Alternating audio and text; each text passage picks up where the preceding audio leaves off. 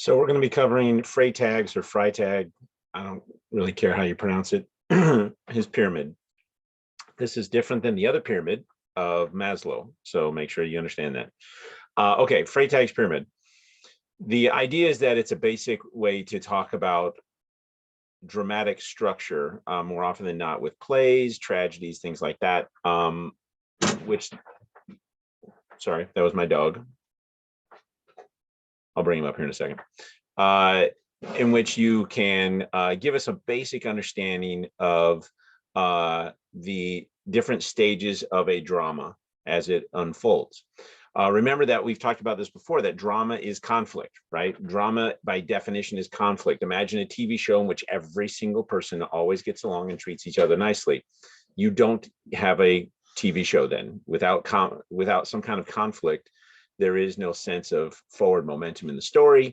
There's no motivation for the characters. They have everything they want and need for the most part. So we need some kind of conflict. It can be internal, it can be external, it can be real world, somebody's trying to shoot them, or it could be more psychological where they are struggling with self-esteem, whatever it might be, okay? So I'm gonna bring up on the screen here a handout that is currently available to you guys on the Canvas site so you can access it. And it looks a little complicated. It isn't once you start to break it down. So we're going to start with the basic elements of the pyramid. Okay. So let's see, screen share. That would be good. Okay. So when we look at this thing, let's go full screen here as best we can. I give you lots of different boxes to fill in. So the easiest way to do this for the most part would be to print it up. Those of you that have the little stylus pen in your iPads and all that kind of stuff, you can handwrite it, but it's up to you. So the pyramid is centered around the peak point of the pyramid, which is the climactic moment. The trick for this is for you to understand that the climactic moment is not necessarily the climactic moment for the entire play itself, but for the character that you are looking at. So the climactic moment can actually shift. Some characters, their climactic moment in stories is a little bit earlier in Act 3, some are at the very end. It just depends, okay? So we have the inciting event. We see that in the somewhat lower left.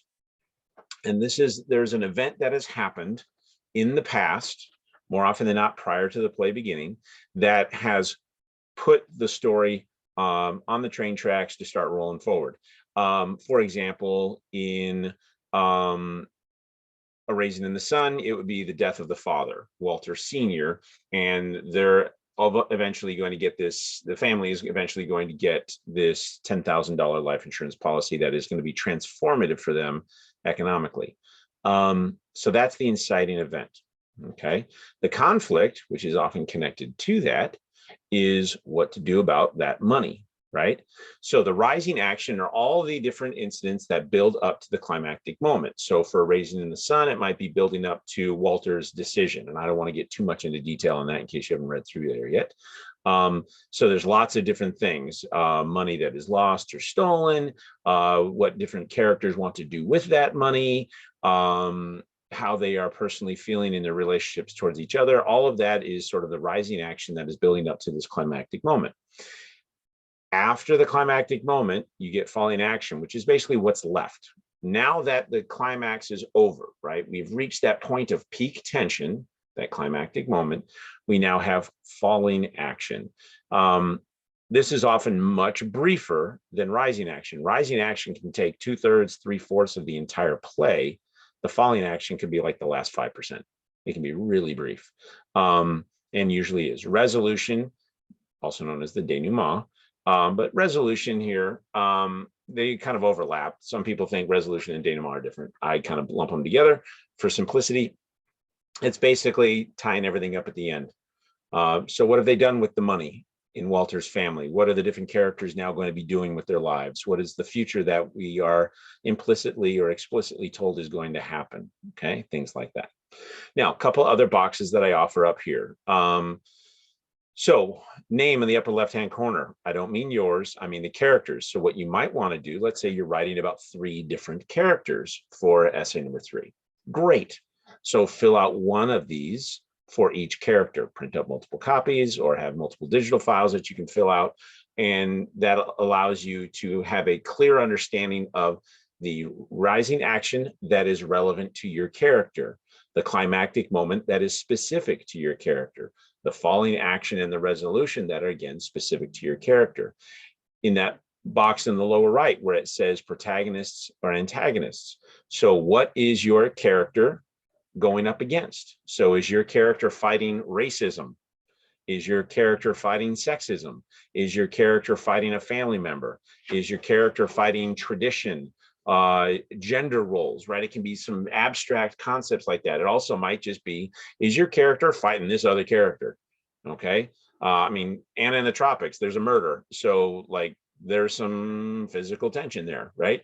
So when you have to fill out the antagonists and the protagonist might be the same, your character over and over and over, but your character has different antagonists. It might be a sibling, it might be a parent, it might be a child, it might be the society as a whole, it might be something abstract, again, like racism or sexism, gender roles, things like that, okay? And then central themes. What are you playing with here? Like when you're looking at Walter Sr., some themes, pride, dignity, the need to have greater power in society, that kind of thing. Yes, my alarm just went off. Things like that. So fill this out as best you can. Here's the thing to keep in mind. As long as you feel like you can make a good argument for where the climactic moment is, you're not wrong wherever you declare it is. And so therefore rising action and falling action are dictated by that placement. Okay, so you cannot really fill this out wrong as long as you are being thoughtful about what you put in. Okay, exposition, bottom left, generic stuff. Just where is the play taking place? When is the play taking place? When I say climate, I don't want to know necessarily whether it's raining or sunny, but maybe what's the social climate? What is the larger political climate at the time? Think Chicago in the 1940s for A Raisin in the Sun with redlining and things like that. Redlining, if you don't know, that's where they basically redlined to say this is the black neighborhood, this is the white neighborhood. And I grew up in Chicago. It was very much still a thing when I got there in the 70s. So again, stuff to consider, okay? Characters in exposition that are relevant to your discussion. Some of your characters that you're choosing have relationships with everyone. Others, no, they're really only engaging with 2 or 3 different individuals, and they have value in that sense, okay?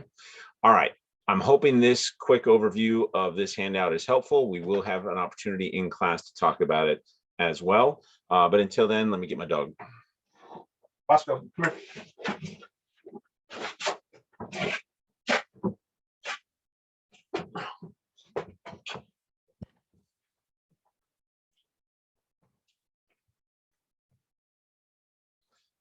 So this is Bosco. He's a good boy. You want to say hi? Can you say hi? Or you just want to kiss me? All right. All right. Ooh, his breath stinks. Okay. He didn't fall over. All right.